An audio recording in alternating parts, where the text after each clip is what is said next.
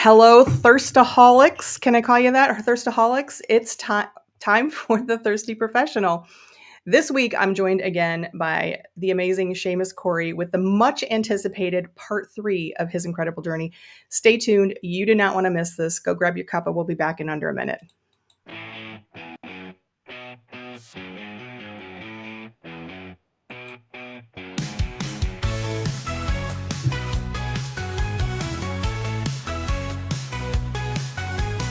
Welcome to the space where truth is poured. No corporate scripts, just tales explored. From passion quest to purpose found, the thirsty professional breaks new ground. So fill your cup, let's have a chat about careers, life, and all of that.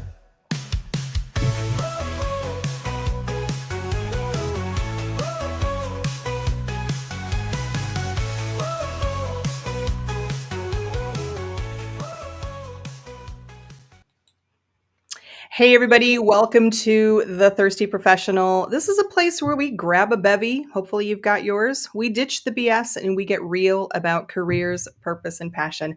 I'm your host, Beth Ann Campbell, former corporate queen and now full-time author and podcaster, always a badass. Author of the award-winning Where the Hell is My Bacon? Anybody out there in the corporate world who's struggling, this is your snarky, smart ass, but also really good lessons from the voice of the people. So go check it out. If you're watching live, please let us know you're here in the comments, where you're from, and most importantly, what are you drinking?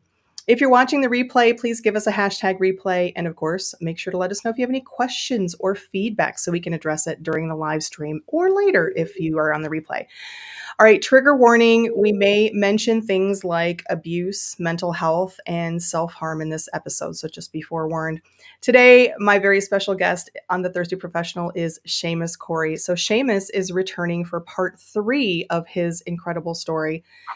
So when Seamus joined me earlier this year on the episode 16, he told the heart-wrenching story of how he was groomed to be a priest from birth, joined the seminary at age 16, only to have his world shattered once the seminary doors shut. He finally left the priesthood after 7 long years of confusion, lies, abuse, trauma. In part 2, 2 weeks ago, episode 22, Seamus picked up after he drove from his parish home in a blackout state, and by some divine intervention, he arrived alive to a friend's house where he asked for help. Seamus, who's now in his early 20s, was taken in by the church bishop, given extensive psychiatric evaluation while recouping in a monastery in Ireland, and eventually resigned from the priesthood with the blessing of the bishop. But hold on, that freedom didn't last long, because literally the day after he resigned and it was accepted, the bishop retracted because Seamus's father and family had intervened and the saga continued. So Seamus was sent to a monastery in Scotland where he found himself cleaning roads in exchange for room board and some pocket change. It became clear that the church authority and his family were just hoping he would, come to his senses and get back to the priesthood, which was the last thing that Seamus wanted to do. So when we left off in part 2, Seamus had climbed up a hill near a tree with a rope, intending to end his life. But he did not. He had another divine experience when a voice whispered in his ear, trust me. And that is where we're picking up today. Please welcome the incredible Seamus Corry. Seamus. Thank you, Beth, and thank you for having me on what has been an epic and absolutely epic journey from episode 16, right? It's been so amazing. Let me open up the comments here too while we're talking. Hi, everyone. Seamus, what are you drinking today? I'm just a cup of black tea. That's it. I really need to get a mug with my logo on it. Let me see that. Oh, yes, nice. Is that so cool? All right. What does it say? Paisley? Is that your? Paisley, yeah. It's from another housing association that I work with in Scotland. So I'm a mug collector. I collect mugs from housing associations. That's my kind of go-to. So warning, any housing associations out there that I've not been to already, I'm going to get your mugs, right? I love mugs. I need to get a mug. I like to use, this has kind of become my staple mug. This is my inspired by Miss Stella Scott, who inspired me to go red and embrace red. And I found this in a thrift store. Stella. Yeah. I love it, Stella. Well, we've got a lot of comments coming in already. So Yeah, thank you, good. technology, for cooperating today. We've got Doris Walsh joining us. Love the Woohoo! jingle. Great way to start Friday PM. Doris is in the jingle. I think she's the first one that is in the video Yeah, jingle. That jingle, by the way, was created for me by Lion Flood, also a previous guest on fantastic, the show. This Lion. is, folks. Let me just take a second here to talk about the power of networking. So I have met Doris, Seamus, Lion, Willie's on here, whom I met in a networking call, and just people in your network and the things that how they you interact and you don't even think about it. Lion invited me to a new podcast that he was doing, and when it was done, I had mentioned how I loved his intro. He created an intro for me and I put it to video. It's really awesome. Doris has been on the show. Seamus, you're on the show and and I can't wait for future stuff. We were talking about book stuff. But anyways, just the love and the power of your network and your people is just Amen. amazing. Amen. I think when you find the right people to become family, right? It's true, right? It's so true. I Yeah. mean, I think we always go back to COVID. Mm. And I think COVID, of all the horrors that we experienced in that time, I think it did make us help us appreciate the connection that we can have with online people that we've never met. I mean, Yeah. I feel as close to you, Seamus, and Doris, and Absolutely. Willie, and all these folks that I've met as I do the people that I in fact probably more so because I don't really have any friends in my area right now. Just no, it's good. It's a new place, but okay, LinkedIn user. I'm going to say maybe Carolyn because Carolyn has shown up as LinkedIn user. I don't know who LinkedIn user is. Who is not drinking anything is just run out of tea and water. Let me know who you are who is drinking tea and water, and who also says hoping that a cup of tea magically arrives so I don't have to miss this. So it's a tea lover for sure. But I don't know who it's coming in as LinkedIn user. I guess our technology is not 100% today, but thank you for joining. Willie Nichols here. It's the cop turned coach from Not So Sunny Scotland. Willie, what's going on? It's been sunny Scotland for so long, and now it's not so sunny. And then my friend and my former colleague in the corporate world, Mr. Mike Goggin, calling in from Phoenix, Arizona. Thanks, Mike, for calling in so early. Always love to see your name pop up here. Okay. Enough of the chit chat because I want to jump right in, and I know everybody else wants to jump right in too. It's Paul Mitchell is our LinkedIn user, so thank you, Paul, for joining. Okay, so Seamus, when we left off, part 2, you were in a bad state. You had taken a walk with a rope up a Yep. hill, Yep. and you had intended to end your life, and you talked about thinking about never feeling the warmth of the sun on your face again, and then hearing Mm. this voice in your ear or somewhere near you, inside of you, saying, "Trust me." Mm. Um, do you think that voice was divine? Was God or something divine? Um, I would say so. I would say so. It's funny actually. In speaking to you and recording these episodes, I've always kind of believed from a earliest age, in the divine otherworldly, and I think whether that's been spirit world or whether it's been divinely intervened, and I had this wonderful. I had this. I don't know if you could call it a dream or an intervention, but when I was very young, I was very sickly as a child. I contracted pneumonia when I was about 6 or 7, and I was Hmm, very sickly. And the early 1970s, that would have been really tricky to sure. manage. And I remember lying in my bed one time just before dawn, and I looked at the door, and there was a figure standing at the door with a kind of light.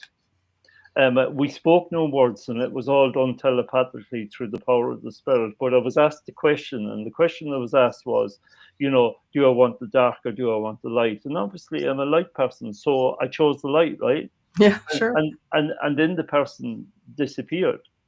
And I came to understand that person was my soul keeper, so the person who keeps my soul. So basically, I pretty much gleaned from that. Did I want to stay or did I want to go? And I very much wanted to stay, and I recovered soon after that.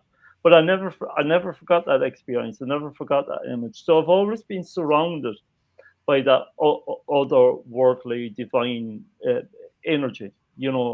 That's always worked on in the background. I also have been very closely associated with my ancestors, and I spoke about my ancestors Yeah. in episode 2 of my story, and they follow it. They are with me always. So I've always been of the spirit. So to answer your question, Beth, I have no doubt in my mind that intervention was, God or this divine mother speaking to me directly in my soul, going, just trust me. And as I sat on the hill, surrounded and encapsulated in all this pain, I was overcome with a feeling of peace for the first time. That I'd finally, gone to the edge, gone to the periphery, gone to the cliff, and actually was able to, some in sense, be, you're prevented from going any further and walking back from that, back down the hill into what was awaiting me in terms of the future. With these words, trust me, going around in my head. Well, I mean, so much to unpack there. First of all, I love your description about this experience, and I've generally for most of my life never really got indoctrinated. Thank goodness, just had fairly neutral parents, but Mm, I've generally rejected a lot of things around organized religion because and in fact, even called myself an atheist for a while. But I really lately have been embracing this idea of an inner being, a mm. soul, a source, a part of a greater source that lives within me. So I love that too. Um, so you're up on this hill, Yeah, you're having this experience, yeah. and then is it just fairly matter of fact that when you're just okay, I guess I'm gonna still be here for a while, and then you Yeah, go back yeah. to, and then is it back to cleaning roads, It's cleaning it, abandoned it, roads? it's basically back to cleaning roads. It's basically back to doing my duties and having a roof over my head. And nobody knew my intentionality that day apart from me. And as the divine other, knew my intention. And again, I felt protected. I felt in some sense weirdly spiritually supported. Hmm. Again, in the midst of all that pain and anguish and hurt and trauma that I was experiencing, I had that moment, just that glimmer of uh, peace. So I took it. I Yeah. took that glimmer. I took it back down that hill with me, and I kept it safe. And a couple of weeks after that, part of the monastic experience for people is that people from the outside can come and do spiritual retreats and get away for a few days and find themselves. And I happened one weekend to meet somebody, and we began to chat and talk and connect really quickly. And there was a powerful surge connection. And if I'm being truly honest with you, Beth, I would say that I was desperate to be loved. I was Hmm. desperate to be heard. I was desperate to be cared for. Are Um, you aware of that at this time when you're, no, no, yeah, no, you're just absolutely, no, absolutely not. I'm not. I'm just. I'm surviving. yeah, I'm going from you're day in to day, but survival mode. I have no awareness of the dynamic that's happening within me. So I'm just basically going with the flow, as it were. I'm going Mm, with my flow at that particular time, but trying to dampen these feelings of anger and anguish and trauma and pain yeah. and all that kind of stuff. So one thing led to another, and the person invited me to come and spend the weekend with her, in her home, and needless to say, I never went back to the monastery after that. A weekend led to 7 years, three beautiful children, and a marriage. Okay, so wait, so let's back up here. So, Mm, so you met this person who was mm, visiting, and mm. you established some sort of The connection, camaraderie, connection. Yeah. yeah. So you were in some sort of communication, and then you get invited. What's going on with your family when they hear this? What's going on with the bishop? Or is this just like all of a sudden it just goes away? I didn't bring them into it. Yeah. They didn't need to know it. This was a personal invitation for somebody, and I just went, okay, I'm doing my own thing. Yeah. And in hindsight, I probably saw it as my form of escape, right? Yeah. Escape from this spiritual prison that I found myself in. Because as we've spoken about in, episode 2 of the series, basically I was here because my original decision wasn't accepted, and one Well, wanted you were me. there. The original assessment multiples Yeah. from the church authority, and then subsequently some psychiatrists, church psychologists or psychiatrists, was not the right job, and yet you keep forced. When you're at this point where you're ready, you're just kind of I don't know, going with the flow. Are you in any state of anger at this point, or are you just really? I mean, because I know when you first walked away, you were just broken and just Mm, uh, you said you couldn't even walk. So you're sort of physically and mentally in this place where you're, I guess, maybe at least having a little peace from all of that that was going on mm, before. yeah. But what are you? I mean, are you thinking at all about the consequences of going to visit this person? Are you angry at this point, are you just beyond that, or that just never? Um, uh, there's a whole cacophony of emotions going on at the same time, and I have the ability in hindsight to be able to work through that, and see that for what it was. But at the time, it was just a trifle, just a Yeah, real trifle bowl of emotions, all occurring at the same time.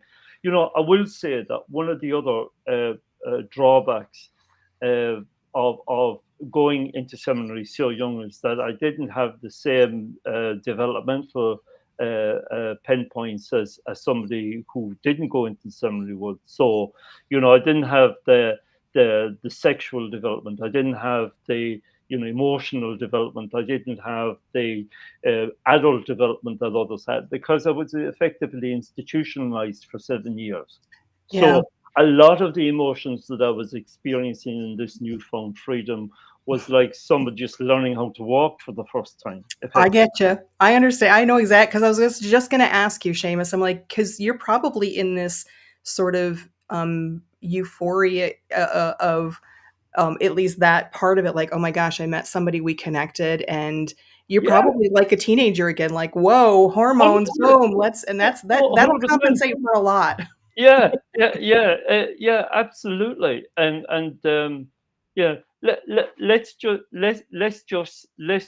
say that obviously I, I caught up, right? I You were caught up. you were horny, okay? We're okay. We got We're okay with that, right? well, but you also said that you were just so craving somebody to love you Yeah, too, which, on an emotional level, I yeah. mean, that But makes but, but complete also sense. also wanted to prove, Beth, beyond the shadow of a doubt, that I was in the wrong job. So if I couldn't be a good priest, I was going to be a good father, right? Yeah. So I was, I was committed to my relationship. I was committed to my children, and I really didn't care what was going on around that, and certainly my family in Ireland, didn't agree with it. Right. My father, as you can appreciate, was very dismissive of the whole thing, and would phone me up on the phone and shout down the phone, and I would have to Wow. hold the phone out, at arm's length, to hear him shouting, that I was, going to hell, and I was, all this kind of stuff, right? Was he the worst? I mean, did Yeah. you get that from your mother or your No, siblings? no, No, just no. just your dad. No, because again, coming from a patriarchal Yeah. environment, traditional patriarchal family, Yeah. environment in Ireland. My dad was king, on what my dad said went. And basically, if my dad thought I was going to hell, I was going to hell, and nobody should have any contact with me. How are you receiving that kind of message? I mean, it's still, I would imagine it would still hurt a bit.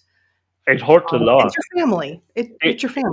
it absolutely hurt a lot. And at the same time, I'm trying to develop a relationship and be in a relationship. And, my partner fell pregnant very, very quickly, but with our first beautiful child, and, followed very quickly by the second, and followed very quickly by the third. So there was all this.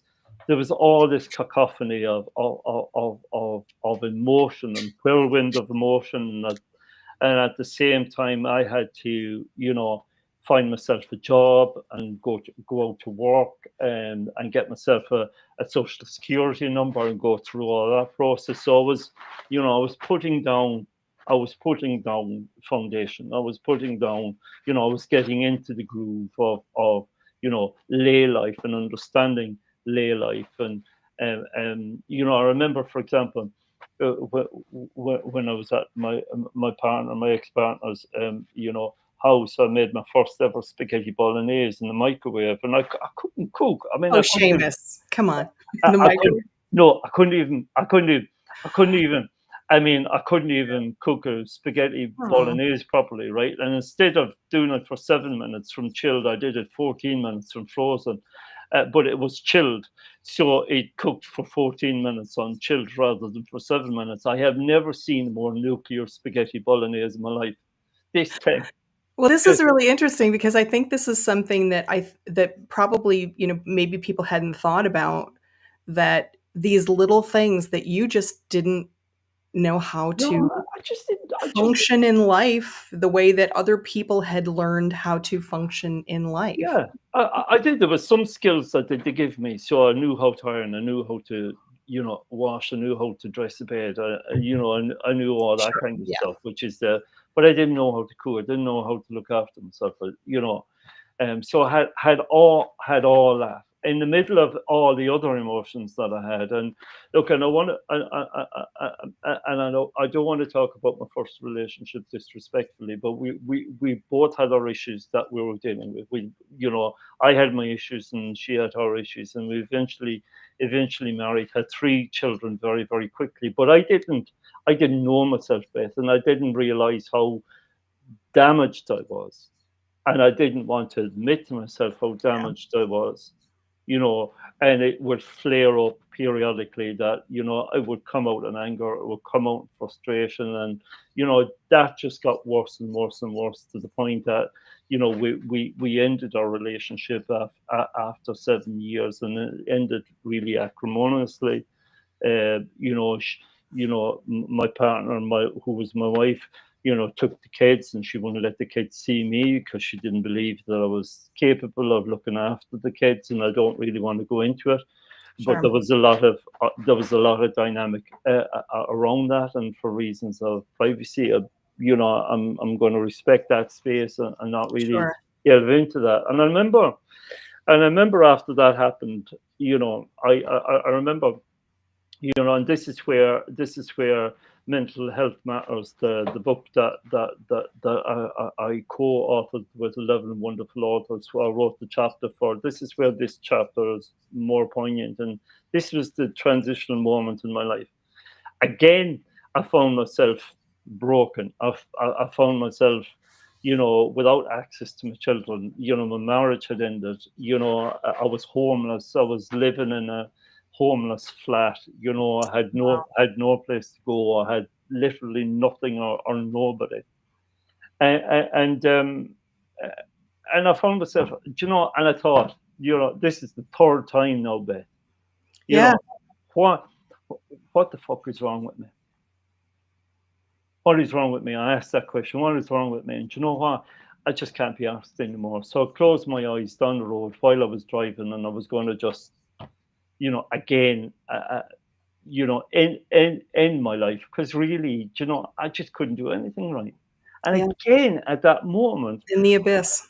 in the abyss, again, in that moment, I found myself with a voice in my head going, "Open your eyes." just open your eyes. So I opened my eyes just very shortly before a car was coming in the same direction as me, because I had crossed the road when I closed my eyes, so it was coming in the same direction.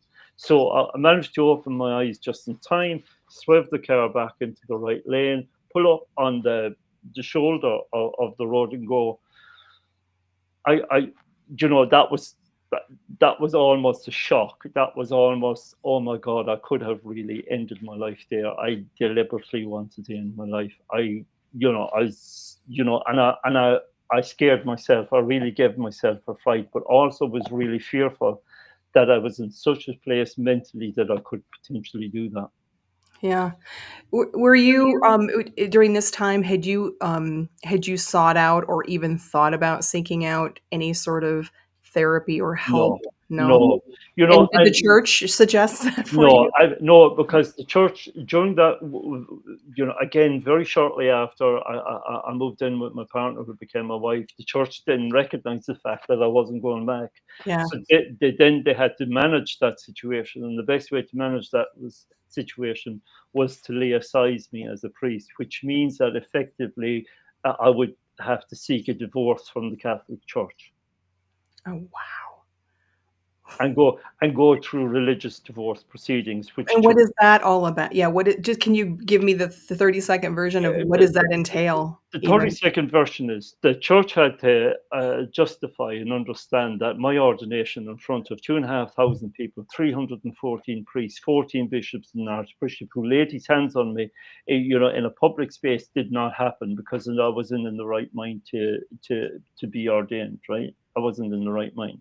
So they had to prove this beyond a shadow of a doubt. So evidence had to be taken. So a canon lawyer was appointed by Rome to oversee the proceedings. Evidence had to be taken from all who knew me. So my family were interviewed. My close friends back in Ireland were interviewed. School principal was interviewed. High school principal was interviewed. Anybody who had a direct connection with me to find out what my state of mind was. Eventually, they came up with this pseudo religious babble that I wasn't in my right mind at the point of It's your fault, ordination. Seamus. It's your So fault. Yeah. it invalidated the ordination. So let me just be clear with the church on that. So the church is telling me, as an ordained minister, that I wasn't really present on the day, and I wasn't really in my right mind to receive the sacraments that were laid upon me in spirit through the symbol of the laying on of hands by the Archbishop of Cashel. So that didn't really happen. Is that what you're telling me? So 2,500 people didn't witness that. 314 priests didn't witness that. My own family didn't witness that. So technically it didn't happen. But if it squares the circle for the church, that's absolutely fine. So eventually they come up with this form of words. Eventually, the canon lawyer and I meet in a room somewhere in Edinburgh, some offices in Edinburgh. This big Roman scroll in a green scroll cover is pulled out, and it's got ribbons on it, and you can imagine the religious kind of drama of that. And it's all pulled out, and the whole document is in Latin. The whole document is in Latin. So I said, and he goes, all you have to do is sign there, and then you'll be laicized. All you have to do is sign there, and then this happens, goes back to Rome. Sign an entire this a huge document that's all in Latin. That's all in Latin. I says, look, man, I'm signing nothing until I find out what's in that document. And basically he says, that's great. He says, I've got an English translation here for you. So he gives me the English translation. I read it through, and it's blah, blah, blah. On such and such a day, on the 11th of June, 1994, when you knelt before, you weren't in your right mind, blah, blah, blah. Bish, bosh, boss, we hereby laicise you from the Catholic Church. You're no longer responsible for, the sacraments or sacramental or ministry, and you're hereby not able to perform the sacraments any longer, or, weddings, funerals, baptisms, whatever it might be. And if you do so, you're committing a criminal act. So Is it really a criminal act in the eyes of the law, not the church? in the eyes of the law, they were basically saying you couldn't be a priest any longer, and if you impersonated one, you would be duly charged, Sure, and sure. with impersonation of a clergyman, right? Okay. So Well, that I, makes sense. I'm thinking, okay, my life has moved on. I've now got 2 kids by this stage. My life has moved on. That's fine. I'm happy to sign it, apart from one line which wasn't translated. And it Oh, was down the bottom underneath my signature. And I says, what's this line under here? It wasn't in the original. He says, don't worry about that line. I says, to tell you now. I says, I'm not signing nothing until I know what that line underneath it. good for you. Good for you, Seamus. Right? So tell me what that line means. So in me signing that, what I'm signing away is my right to enter heaven, because underneath that line underneath says the gates of heaven now closed to you, because in being laicized, I was also excommunicated. Sorry, I froze there for a second. I mouth agape froze because I'm like, are you kidding me? No, I'm not kidding you. So the church I grew up in, the church I was part of, the loving, supportive church that cared and nurtured me, was now telling me I had no You're not more. going to heaven. You're not going to have, and you know, further access to the sacraments, and basically you're persona non grata again. I mean, in retrospect, when I hear that, I think, how fucking dare you? You're not God. You Yeah. don't get to, not that I even really believe in a traditional heaven anyway, but was there, so what I'm just a theoretical question for you, Seamus. You had to go through all of this just to get, officially, what if what would have happened if you would have just said, fuck you, I'm not doing any of this. I'm done. I'm married. I've got kids. Leave me alone. Yeah, well, I would have just gone on. I would have just gone on as it was. This Well, was bless the. you for going through it. It probably provided some closure too, though, I would imagine. It did. It did. I'm pretty much. Pretty much. I had my mind made up, Beth, from a long from the 18th of March 1996. I had my mind made up that this was the right decision for me. If I needed to sign a document to say that was the right decision for me, I needed to sign the document. I needed to go through that process in Yeah. order to get to the side. I couldn't have myself in limbo like that. I was Yeah. either in, I was out. I was either up or I was down. I was either this or was that. It was very black and white for me. So I was happy. I was happy to sign that document. But what hurt the most was when the church then turned around to me and said, "Look, thank you for your service, but actually, you're no longer welcome under our roof." The audacity. I mean, I don't know. I don't. We could maybe we should have another episode where we get into the whole religious philosophy Yeah, of this, about how. I mean, just this is why you need to write a book, Seamus, because the audacity of men, right? And I'm not going to call them, mm, any representation of any higher power, but that these men, here is this person who has been just in the abyss multiple times, begging to be let out, assessed, saying they lied, they cheated, they abused, they tortured, and then they have the audacity to throw this stuff into your face and then say, you're not going to heaven, and by the way, you're not welcome here yeah. to. You kicked to the curb, I'm basically. sorry, and I speak only for myself here, but fuck you, Yeah, kicked to people. the curb. Yeah. Kicked to the absolute curb, and kicked in the nuts, really. And I felt it. I absolutely felt it. That hit home, and that got me really riled up.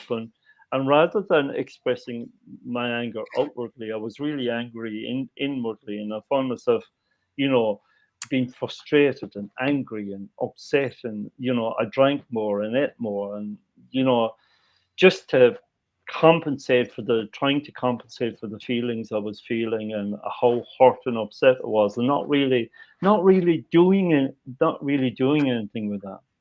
Well, and And let's not also forget too that in the sense of the real world outside of the church, you're you're a young man. You're still, and it still boggles my mind because my mom had 4 kids by the time she was 25. And when mhm, I was 25, I thought, how in the hell did she do this? So you've got multiple children. You're in a marriage. You don't even know fully what it means to be a typical normal human being, and you're still young. You haven't even mhm, So, let's not forget, let's not underplay the idea that you've got that stress on you too, that here you are, a young guy, you've got kids, you're a dad, you're trying to make your way in the world, trying to figure it out, and then all of this, is going on too. So, Absolutely, absolutely, holy shit. and if I know, and if that wasn't bad enough, if the church stuff wasn't bad enough, right?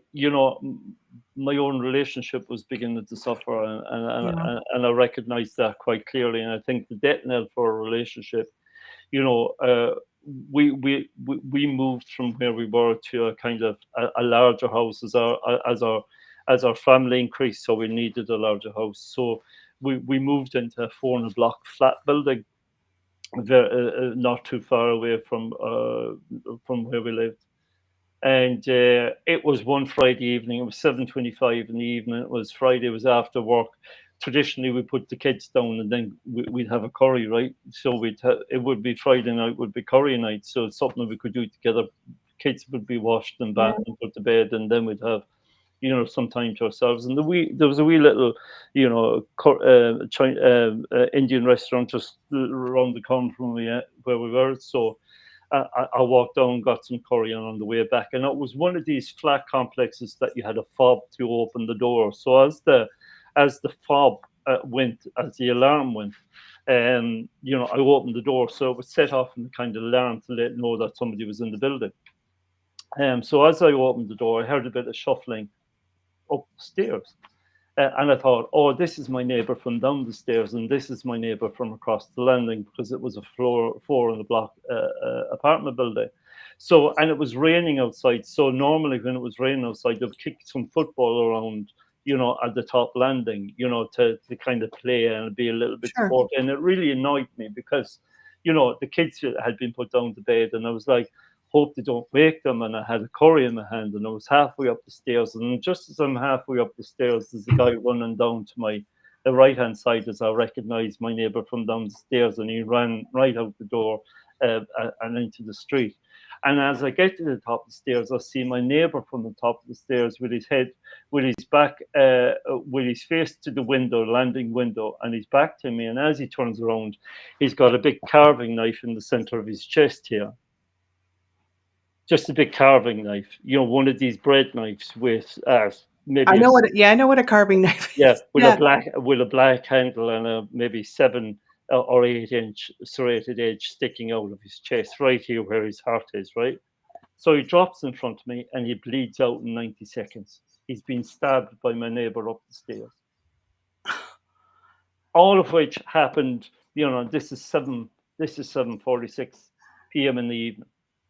And he died in front of him. So my wife comes out thinking this is me with the curry, sees my neighbor literally dying in front of us. I look at her, she looks at me. You can't even do CPR or anything because the knife is where you would normally press in, and he kind Yeah. of he bled out in 90 seconds.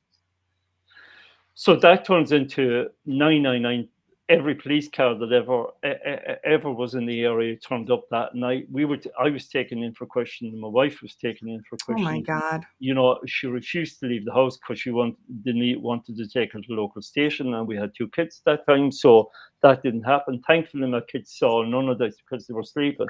Thankfully, so I was questioned for 14 hours because he initially Yeah, suspected me sure. as You're being the you're the person sitting over the body. Yeah. because I was covered in blood. I was literally covered in blood, right? Um, because obviously the arterial spray and all that kind of stuff. Is Sure. imagine your worst CSI kind of situation, and and That's and, it. and That's it. that's it, right? So eventually I was released.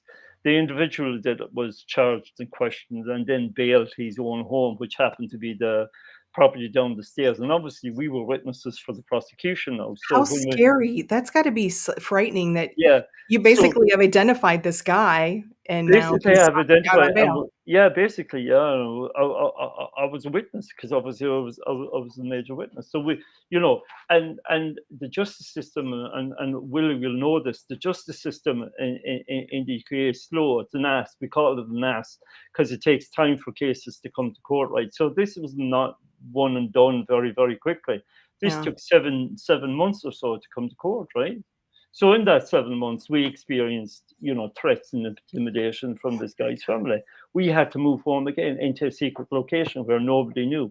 We were then, subjected to all this kind of stress and received very little support from victim support in the UK, who, in my opinion, could have been more supportive, who could have provided counselling at that stage. But because of the events of that night, I developed acute PTSD. So I could no longer leave my home. I could no longer leave the house. I could no longer Wow. travel on public transport.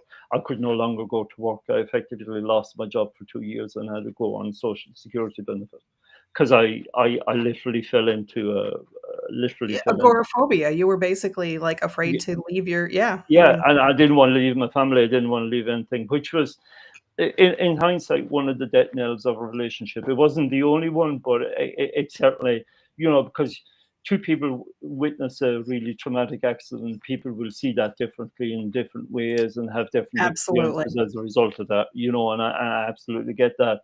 And without help and support, you internalize that, you take that on board, and then it becomes a monster and so on, right? So couldn't sleep, couldn't eat. Eventually led to the breakup of our relationship.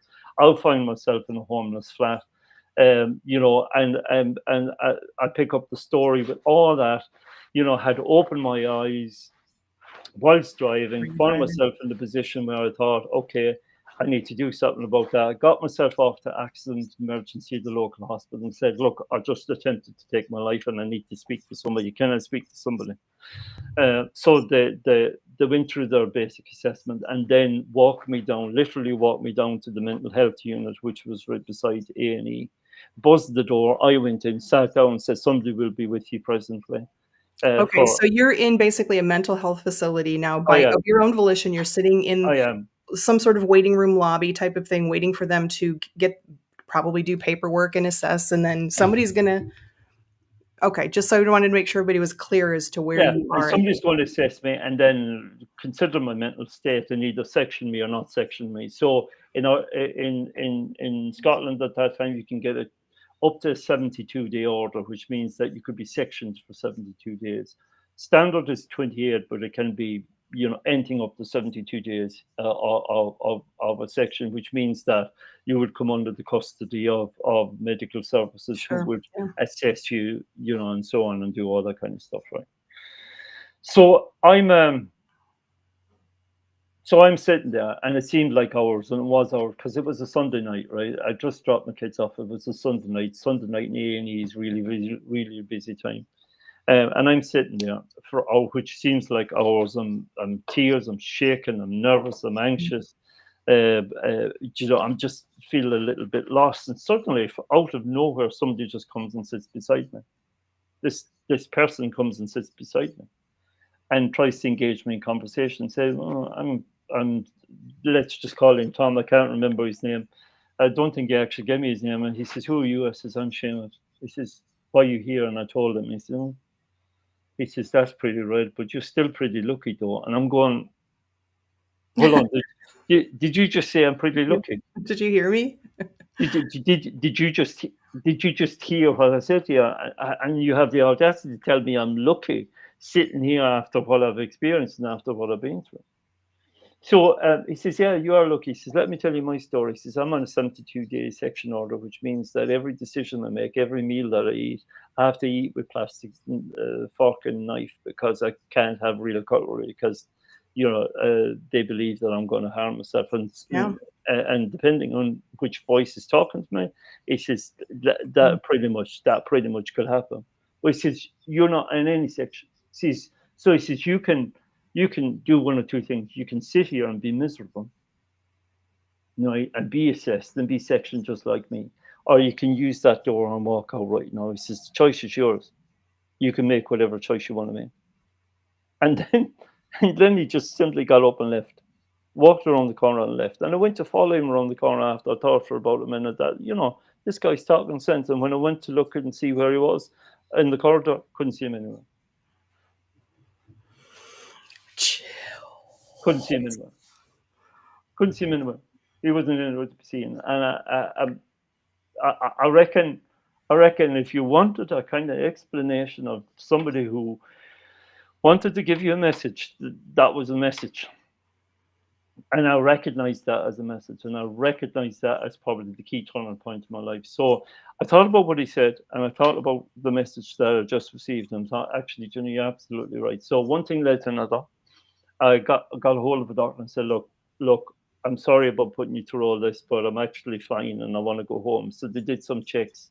You're not going to kill yourself. You're not going to harm yourself. And no, I'm not. And I had to sign some affidavits to that degree that I Yeah. was taking my life in my own hands, and they weren't going to be responsible for what happened next, which is fine.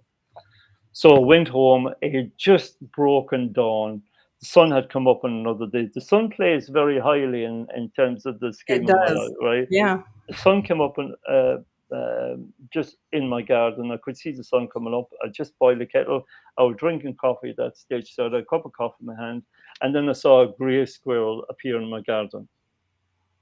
And so I'm bobbing around on the time, and I kind of made a commitment to the squirrel that I'm going to see the squirrel every single day in the exact same spot in the exact same way, and I'm gonna commit to seeing this squirrel, right? And I'm going to commit to working on myself, and I'm going to commit to making myself better, and I'm going to commit to figure out who I am. I'm going to commit to figure out what drives me, what are my motivators, and that became my transitional moment.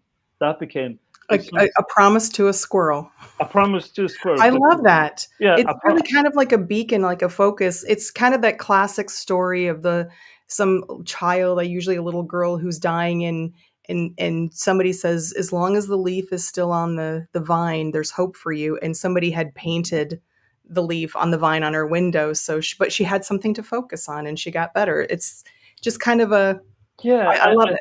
and it kind of equates to the story of in the Jewish concentration camp. This Jewish survivor of the concentration camp just saw this flower in the middle of all this chaos and focused in on the flower on a daily basis. And that flower got that person through the horrific nature of that. So I focused on the squirrel. That was my go-to. And do you know what?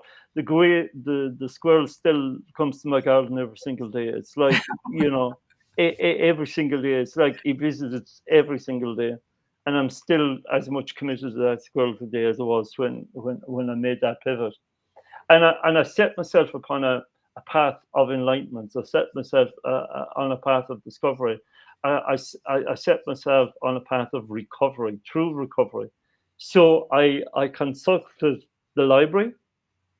I consulted treatment options. I went to my GP. I got referred for counselling. I got referred for specialised through my work, who'd been really, really supportive, PTSD treatment. And I received EMDR therapy, which is all the lights and the sensors, and I was able to work through my trauma.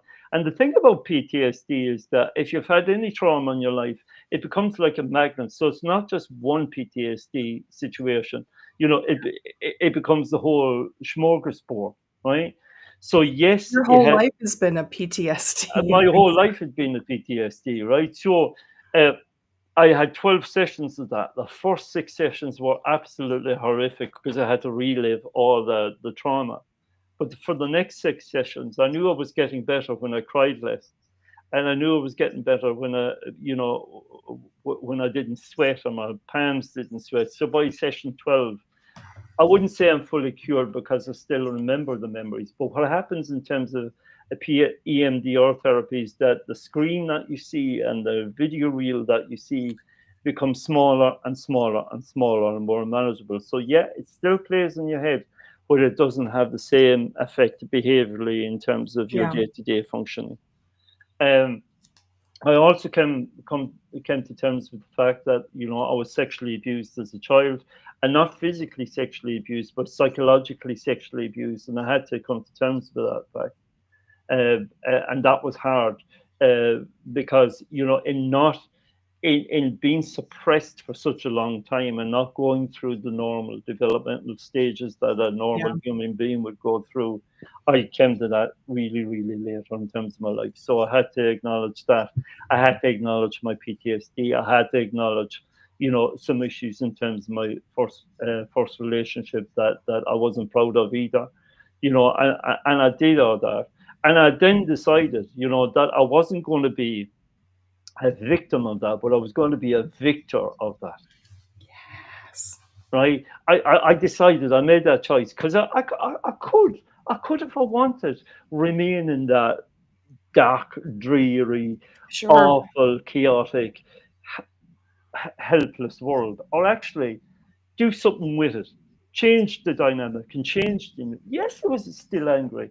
Yes, I was still damaged, but I didn't let that control me any longer. I turned my anger into energy and put that energy into positively developing myself Mhm.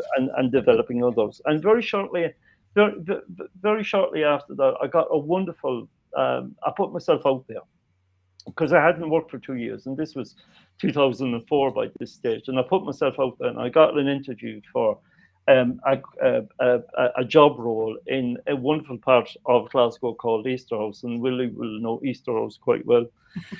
And it was working with the most hardest to reach client group you can imagine. People who had not worked for years, people who have Yeah. more, they were happy to receive their benefit and not, Right. not take any responsibility for the life. And I applied for this role as a coordinator to help and support people back into work, right? And Oh, I didn't hear for weeks. I didn't hear for weeks, and eventually I heard that I got the job, right? And it gave me the opportunity of, there was the euphoria of getting the job, and then realizing, oh fuck, oh shit. I've got to write a 12-week program now to enable these guys. You move on with their lives, right? And where do I start? Hold on, I start from the experience of my own life. So what would I do if I was in that position to move myself on? So literally wrote the program from my own experience. Beth, Wow. Beth and Campbell, I worked with over 170 individuals in that project for over 2 years and turned the lives of 170 people around through the interventions that we made Mm, in terms of their project. Either either getting them back into employment, either getting them back into college, either getting them back into moving forward, but actually it not only having an impact in terms of themselves, but actually having an impact on others in the community because people would see them. No, you're dealing with whole communities in Easter House that hadn't worked, that just received benefit. In terms of scale of unemployment, it was the largest scale of unemployment anywhere in the country. Easterhouse at that time. I think 13% of the population in Easterhouse were unemployed and had been generationally wow. unemployed. So that's huge. That is That's huge. huge, huge, right? And it was about 13% on the deprivation index at that time, which was massive. Because as well as not working, deprivation was really high. Poverty was really high. So when somebody got a job in that area, that had a huge effect because they would come back home, suited, booted, with a salary in their hand, going, I've just been working today. And Mary down the road, I've seen Jackie coming in and going, hold on, Jackie's been away to work today. She's not worked for years, and look at her.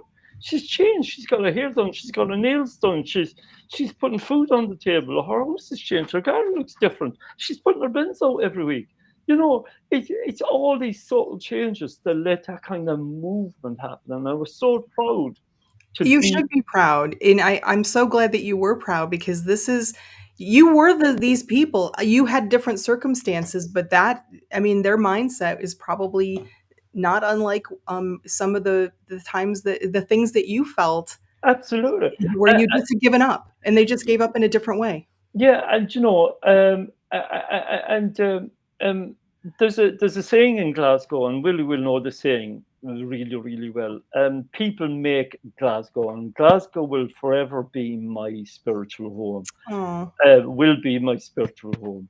I have no question or doubt about that because it was the people of Easterhouse that made me. Because the one thing that the people gave to me, whether they realize it or not, is they gave me my sense of self esteem back. They gave me my sense of self confidence back. They told me who I was. They loved me. They cared for me. They supported me. But they also were very honest with me, and they also told me when I got things wrong and when things were shit and when things didn't go according to plan. And I took that on board and I took that criticism. And I've always been one for taking constructive criticism on board. And it was a wonderful experience. And I kind of have, from that day henceforward, in sickness and health, till death do us part, always try to deliver programs of that nature. So I managed that program finished because a lot of these programs that were funded were temporarily funded or contract funded Sure. from Yeah. the European Social Fund, right? So there were small pots of money. So as the money came to an end, people would be made redundant and have to look for the next bank of money in the next project. So that continued for 7 rounds for me. Wow. So I got to 2012 at this stage, and after my seventh redundancy from an org, you can like But when that's I'm nothing. For you, probably at that point, it's like, you know what? I'm made redundant. It doesn't feel good, but you know what? When you've been to the bottom of the pit, yeah, the very bottom. It was like, right, okay, the very multiple bottom, right? times, many Yeah, times, multiple times, right? yeah, Not just once, but multiple times. You get this you situation where figure you out how to climb out of it Yeah, more yeah, quickly. Yeah. yeah, you do. The first time is hard. The second time becomes a little bit easier, and by the seventh time, you're going, okay, it's a small hole. Let's just climb out of this and let's see what's next, right? So, so by 2012, I'm sitting in my front room. I'm now in my, I found love. I found a relationship. I found a woman who I absolutely wonderfully adore, and I put through the Mm, mill, and I continue to put through the mill. We have 5 beautiful children together. I may say that, and I'm reaching out to my children today. I do have contact with my son, but I still don't have any contact with my daughters. And should they listen to this in the future, happen to accidentally listen to YouTube, mm, I want them to know that I love them. I want them to know that I care for them. I mm. want them to know that I'm here for them if and when they're ready to reach out. And I just want to say that. So by 2012, I'm sitting in my living room, and I'm thinking, okay, I've just been made redundant again for the seventh time. You know, what do I want to do with the rest of my life? Do I want to go through endless rounds of this redundancy thing, or do I want to do something different? So I sat in my front Wait, living can I room. just can I just interject there for a second, Seamus? Just think of the monumental progress for you to be at a moment Mm, where you're thinking to yourself, what do I want to do now? And you yeah, can do it and you believe that you can do it. I mean, yeah, that's huge. massive, That's huge. massive, Huge. Sorry. That's massive, just awesome. absolutely massive. So I sat down with a blank sheet of paper and a pen and a bottle of red wine because I still like my red wine on So a why not? Friday night, Right. And so by Friday night, early start of the morning, I kind of had a kind of rough business plan, right? So I left it alone Saturday, looked at it again on Sunday, and reread it, and I thought, whoa, that's pretty darn okay, but does it have any weight? Does it have any metal?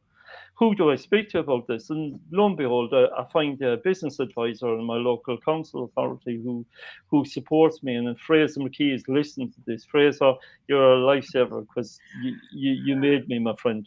And he sat and read the proposal in his business capacity. And he said, he says, this is a really good proposal. This is this is good shit. This is not bad at all. This really hits all the buttons. I suggest we do this, and he helped me and he mentored me to tweak it a little bit. And then I applied for startup funding. I went off to start a starter funder organisation who worked throughout Scotland to support social entrepreneurial community-based projects at that time. So I sent the application off, sent my proposal off, sent my business plan off. Also, they put me through a business planning process, teaching qualification. So I had the opportunity to learn the dynamics of business and what it was like, and do spreadsheets and rollover and turnover and tax and all that kind of stuff. So I learned all those kind of principles as well. And eventually, after putting my proposal in, a couple of weeks later, I got a call from the organisation to say they would love to see me and talk to me about my Nice. proposal. So I went all the way to Edinburgh, sat down with a business advisor from this organisation, from First Port. If they're listening, hats off to you as well, guys. And they sit down with me and I'm grilled for over 2 hours, right? On every aspect of my proposal. What does this bit mean? What does this bit mean? How are you going to do this? How are you going to do that? What's your turnover? What's going to be your first line? What's going to be your bottom line? What are your mission, vision, value, and purpose, and all that sort of stuff? At the end of 2 hours, they sit me down and go, okay, we'll take it to board next week and see how we go. I say, what do you mean? She says, "Well, I'll be your representative because you can't go to the board meeting yourself. So Oh I God, no. will, no, I'll work on your behalf to present your proposals and we'll see how it goes." I came out with the top award that year as a sole trader for, in terms of business startup. I received somewhere in the region of about £3,500 in terms of business startup, which kept me going. But they also mentored me, in terms of the Yeah. program. And I've collectively, Beth, since that time, since 2012, developed created, bespoke, personalized, individualized program for people with positive impact and sustained impact to enable them reach their full potential. And the name of the project is the Potential EU project. So it's very much on mission and very much on vision. Mm. Ah.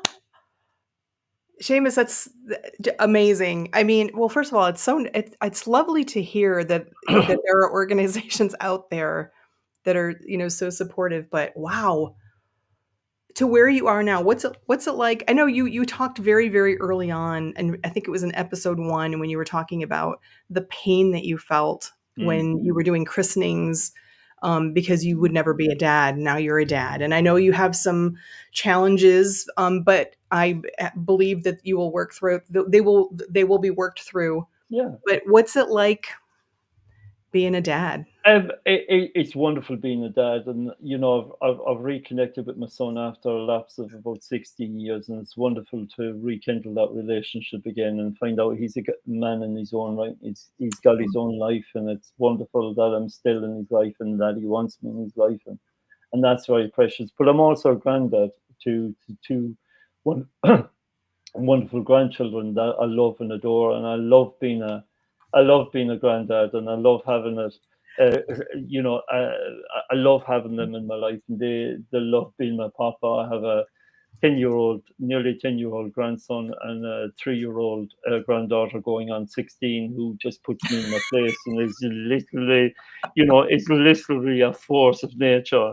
She, she's got I say to family, she's got triple DNA because she's got my wife's DNA, she's got her daughter's DNA, and she's got her own DNA, all coagulating in that sphere, that wonderful power source, which Yeah. is Laura and her energy. And she Oh, comes in, and she's arrived. You just know she's arrived in the room, right?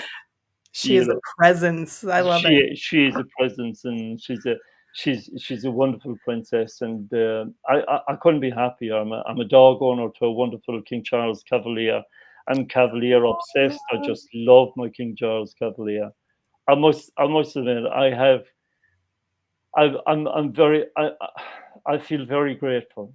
I feel very blessed. I feel very honored to be very, but I also feel, and I need to shout out my higher power, my divine power that's been with me every step of the way, who literally has steered cars for me, has taken me down from hills, and has kept me on the right side of the road, literally, in order Yeah. to get me to this place. And I recognize now that my true mission and vision is to bring this message to other people, that irrespective of the experience of darkness that you're having in life, there's always hope.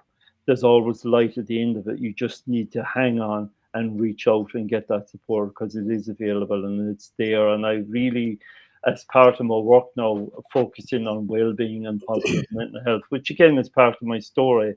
And then I'm an ambassador for positive mental health. An ambassador for positive well-being, and again, through delivering bespoke, unique programs to individuals and Yeah. organizations across the UK, have impacted again so many people's lives. So I feel truly blessed by that. That's awesome. And just to to make note here, anybody out there who is having feelings, there are so many places that you can get help. So please do just know this is a great example of there is hope. There is a light at the end of the tunnel. work through it. And Absolutely. there are many organizations, hotlines. Please get some help if you are feeling those feelings. I just want to go real quick too. So we're gonna we're probably going to be a little bit over because I still want to talk a little bit about your book, but I just want to go to the Mm. comments real quick here. So Doris Walsh has put a few comments in here. To have had such traumatic experiences and to be here now, this is a testament to your inner strength, Seamus Corry. Thank you, Doris. Amen. And then a quote from Viktor Frankl: everything can be taken from a person, but one thing, the last of the human freedoms, to choose one's attitude in any given set of circumstances. Again, another AM, and she is giving a shout out to Glasgow as well for you. So, Seamus, so you are a best-selling co-author. I am. So tell us a little bit, what's the name of the book, and tell us your contribution to this book. Well, the book happened organically, and it's something that's been on my mind for a while to write my own book and to write my own story and to go through that process of writing it down in printed form, and I wondered how to go about that, and I was really lucky to join with 11 other co-authors. And Caroline, if you're listening to this today, Caroline Smith, who has Yep. supported me along the way, as well as 11 other authors who wrote a mental health edition, as part of an anthology of books. And this one is called Mental Health Matters, and the Mental Health Edition. And it's wonderful, and it really encapsulated a chapter, a moment in time, and I relived and rewrote about my experience of that road journey, from dropping off my kids to actually pivoting to seeing the squirrel and having that squirrel in my life, and continuing to, as it Mm. were, squirrel away in the background to give thank you very much. I'm here all day, try to fish, to support positive mental health. And it was written to really engage the mental health conversation, and was written to coincide with Mental Health Awareness Month in America and the UK, and I've been really honoured to be part of that process. That's just the tip of the iceberg, because my own book, The Gospel According to Seamus, will be out later this year.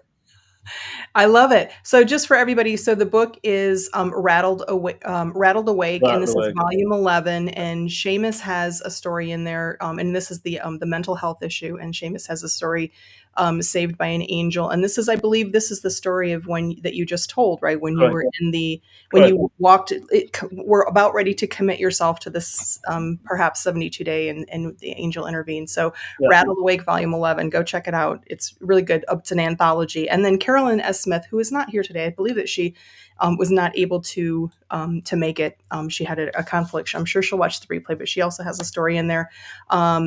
A couple other people that I recognize too. So it's really awesome to get that network. And what is your book coming out that you're writing right now? I've been lucky, and I've been really blessed that, sometimes, and we spoke about this already, Beth, that sometimes you get people in your life that you resonate with and you connect with and become family. And I recognize and I shout out my sisters, Dana Sardano and Angela DeMarco, who are two wonderful individuals and living in New York and Florida, respectively, who a couple of years ago established their own publishing house called Phenom Publishing. And who, are committed to producing stories that matter, producing stories that have impact, producing stories that are just a little bit different. And as you can appreciate after sharing my story with you and the rest of the Live Nation, you can appreciate that they really want my story, and they're committed to publishing my story in paperback and hardback fashion later on this year. So there's only the small question of words on paper now that I need to That's the hardest commit part. to. That's the hardest part. But I will say that one of them, and I've said it already, and I don't mind saying it live, that one of the things that's been really beneficial for me is being able to share my story in such a beautifully curated way by yourself, Beth, because Oh, I will be able to go back over the story, and it's almost like a timeline of my own life. yeah. and I'll be able to use certain key points of what we've spoken about here and how you wonderfully got that out of me in order to create chapters around those experiences in order to commit to print. So the book itself will be a mixture of my own story, but also will look at and really point to the fact that that irrespective of the struggles that you have in life, there are people out there willing and ready to help and support.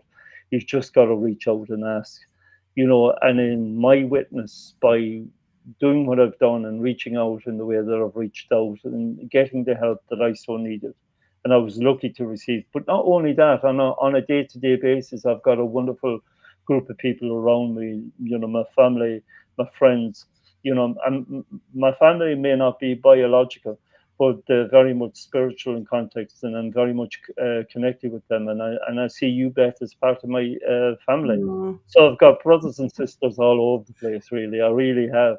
That I need to win the lottery. I need to go to visit every single one of them. So if the big lottery's listening, I need a couple of $1 million just to be able to visit everybody successfully.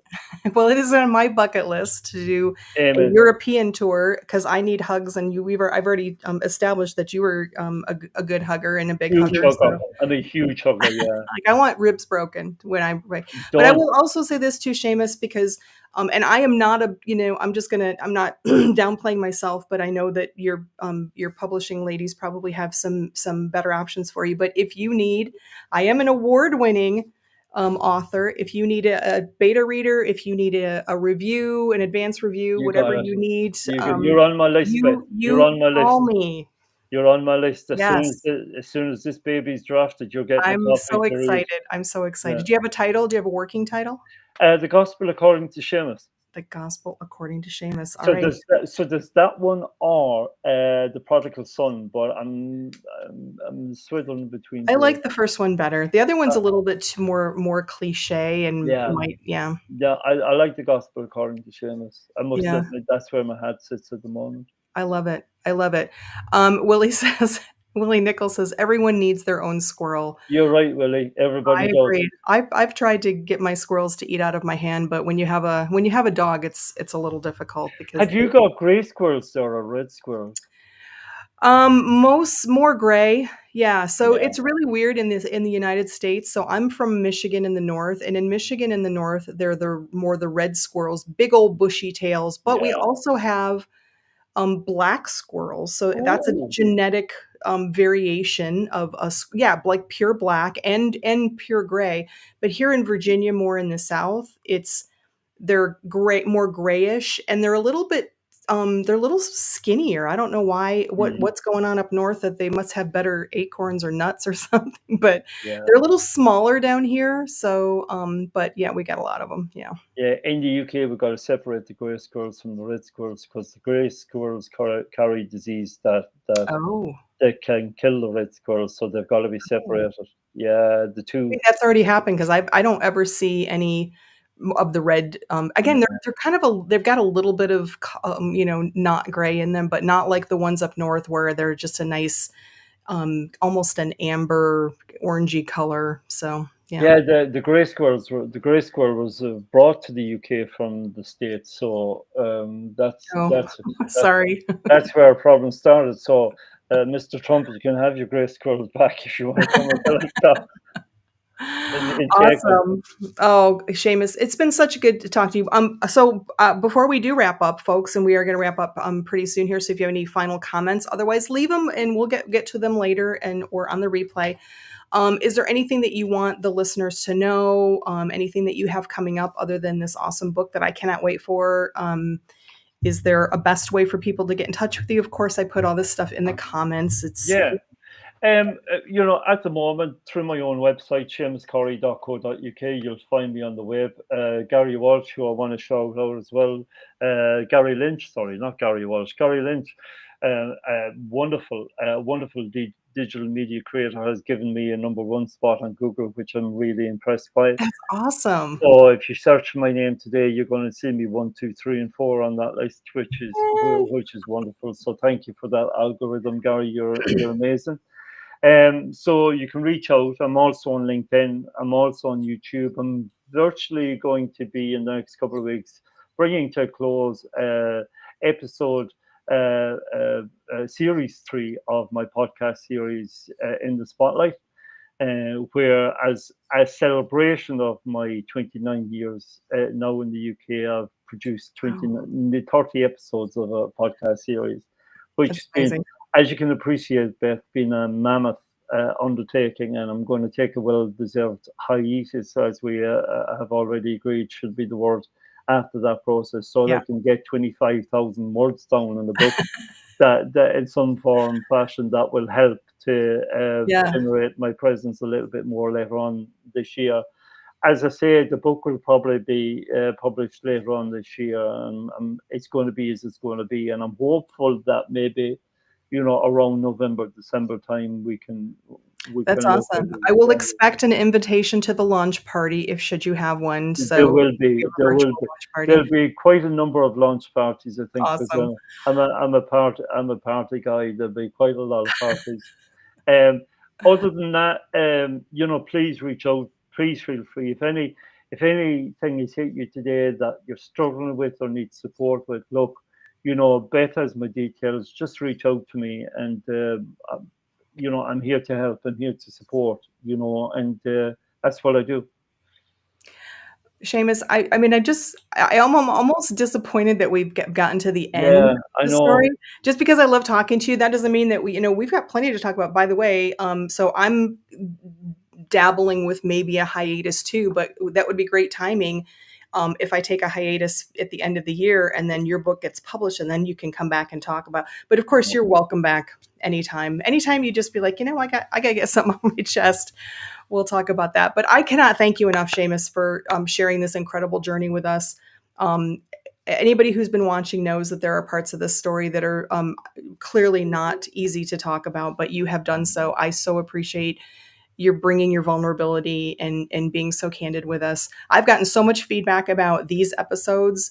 I have had, about your story and for me and the show, and it's really what this is all about. I know I speak for everybody when I say that you are one of the most inspiring, authentic souls out there, and I'm so grateful to have you in my life. Really, I'm just so excited that we were able to do this and that you Amen.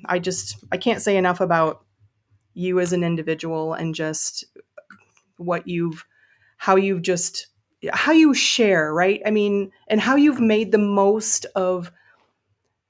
I don't think people realize, and I learned this with my uncle with a book that he wrote about his abuse Mm, and that he went through, and then hearing your story, and it just astounds me how people can take such a shitty past and then triumph, right? It really it's just a weird counterintuitive thing in my head about how you can like the person that you are and say that this made you the person that you are or helped to form the person that you are. absolutely, Um, absolutely. And I think for me, Beth, I haven't had the experiences I had, and I'm going to be turning 50, 57 this uh-huh. year. Yeah, more.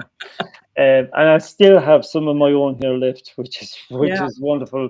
Finger up to you, my brothers, because my brothers not matter because they're all virtually bald now, and I've still got good hair. So You got a good I've head of hair.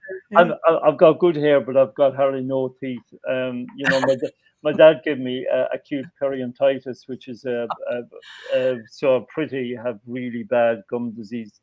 So I'm slowly losing my own teeth, which has been Eh, replaced by really these small, beautiful dentures created by my dentist, which are yeah. beautifully crafted. I mean, it's an art.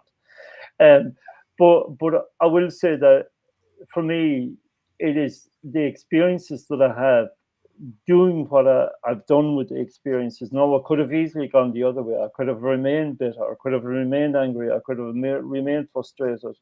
I Yeah. could have, but I decided not to. So instead of being a victim to it, I became a victor of it, which means that in sharing my story and getting my story out there, and hearing and letting people hear my story, hopefully that will ignite in people the same passion and strength and support, and ignite their passion to be the best version of themselves they can be, because that's our responsibility, right? That's my responsibility on a daily basis. And sometimes I hit the mark, sometimes I don't. Sometimes I am the best version of myself. Sometimes, we all have off days, but actually it's that ability to be able to turn that around quickly that makes the difference. And I've been blessed with the experiences. Weirdly, I thank the universe for these experiences, because these experiences have made me the person that I am today. I would have not had these experiences and not be as happy as I am today. I love it. Well, even on your off days, you are damn awesome. Thank So you, my friend. And likewise. thank you so much. All right, folks. Okay, so next week I'm going to be joined by William Bill Wacker. So Bill is the founder of Safe Harbor Mental Health Coaching and has a background. I love my IT background, people. He's got a background in cybersecurity, cloud tech. He's a former IBM executive. My people. So we should start a club. Anyway, Bill is a survivor of some addiction, anxiety, burnout, and now, similar to you, Seamus, he shares his struggles with his clients to help them rewire their mind and reclaim their lives. And he uses some really interesting techniques in his work. I can't wait to talk with him and you all about those techniques. So hope to see you for Bill Wacker on the 20th. All right. Thank you, everybody, for tuning in. If you're watching on LinkedIn, please connect, if you're not already, both with myself and with Seamus. If you're on YouTube, please like and subscribe. So appreciated and so helpful.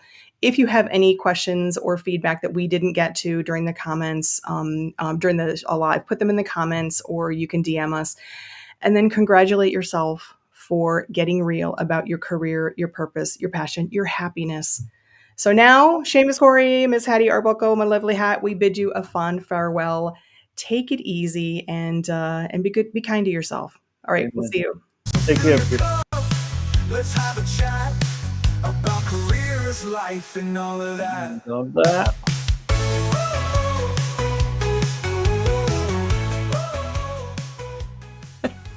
Well, that was fun. All right.